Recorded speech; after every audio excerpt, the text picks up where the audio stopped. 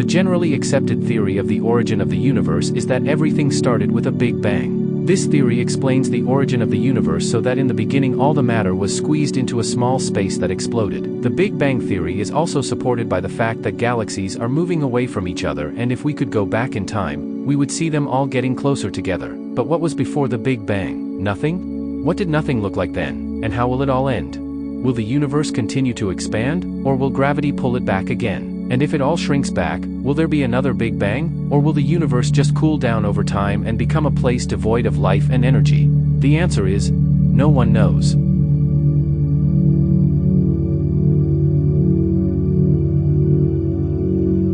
In the previous fact, I mentioned that galaxies are moving away from each other. This is true with one exception, the Andromeda Galaxy. Andromeda is on a collision course with the Milky Way. But don't worry, it won't happen until 4 billion years from now, so you probably won't make it. But even if they collide, the stars in both galaxies are still far enough away from each other to collide. A new galaxy will simply form. Androway? Milkymeda? Andromilky Way Meta? You can write in the comments how you would name this galaxy. At an altitude of 400 kilometers, probably the most squishy thing in the world is orbiting the Earth. International Space Station, abbreviated ISS. This station orbits the Earth at a speed of 27,600 kilometers per hour. An object moving at this speed would travel from London to Paris roughly in about 45 seconds. The ISS is as big as the size of a football field, which is pretty impressive. Why is there so much space? The station serves as a microgravity and space environment research center. Experiments from various fields are carried out on it, and right now there are 7 astronauts on it. The ISS is even easily observable with the naked eye. You will see it as a bright star going from one end of the sky to the other. In space, circular or round shapes are standard. Our Earth is round, every other planet is round, moons are round, stars are round, black holes are round. Asteroids are somehow round, orbits are round or elliptical, galaxies are circular, and so on. Only Saturn must have permanent hexagon-shaped clouds at its north pole. Rebel 1.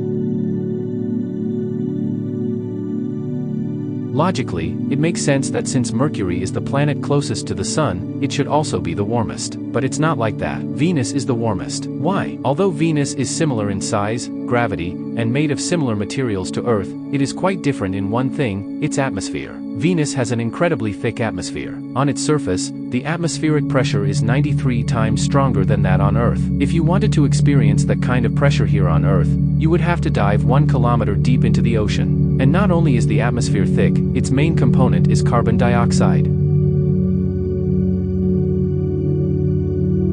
Between 1969 and 1972 we had 7 moon landings. But since then, no human has even left low Earth orbit. Why we stopped flying for a month? Well, there's no reason and there's no money. The positive news is that there is a lot of talk about not only visiting Mars, but even colonizing it. Elon Musk and his company SpaceX plan to colonize Mars by 2050. Americans and Russians are planning a return visit to Mars in the 30s. In addition, Japan plans to visit the moon in 2030 and China in 2036. It will be interesting. The question often associated with the moon is whether we are alone and whether there is life on other planets or moons. But first we have to specify what we take to be life. If we take aliens as bacteria for example, we can say with complete certainty that life exists on at least the moon and Mars, because we contaminated them with our visit. Of course, such bacteria will most likely die rather than evolve into something else. But what about advanced aliens who can be human-like? Were we the only ones to whom evolution was so kind? Nobody knows. We've been sending radio signals into space for years, and we're still waiting for answers that probably won't come anytime soon. If you saw my video on how big the universe is, you must have realized that it is simply impossible for us to be alone in such a vast space, or it's possible. Both answers are equally terrifying.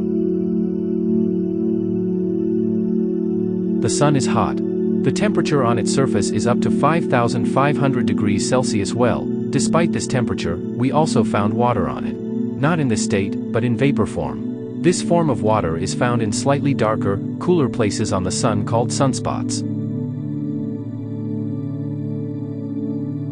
If you've ever seen a rocket launch, you may have noticed that as soon as the rocket takes off, a huge cloud of smoke engulfs the entire launch pad. However, this smoke is not smoke, but water vapor. Where does water vapor come from? From the water that is all over the starting field. The purpose of the water is to mitigate the enormous acoustic energy from the rocket's engines, which could damage the payload or even the rocket itself.